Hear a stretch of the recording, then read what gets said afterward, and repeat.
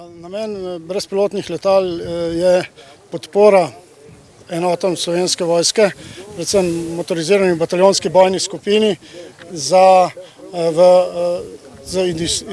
izvidniškimi podatki. Izvidovali bomo teren, nadzirali teren in te podatke direktno pošiljali ali pa priskrbeli slike, ki se bojo kasneje obdelale v enoti.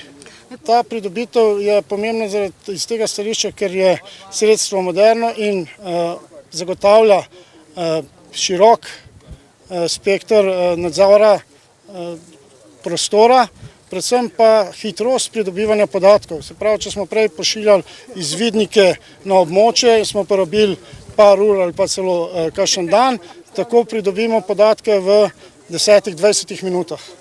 Trenutno se usposabljajo 4 operaterji na brezpilotnem letalu. Predvideno pa je v septembru ali pa oktobru še usposabljanje ostalih operaterjev, se pravi skupina nekje 10 operaterjev.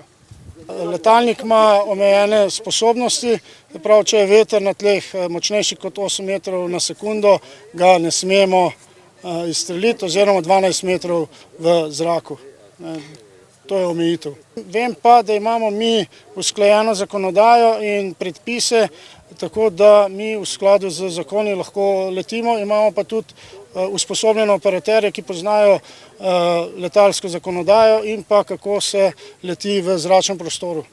Ta tip letalnika je dovolj majhen, da se ga ne opazi z radarji.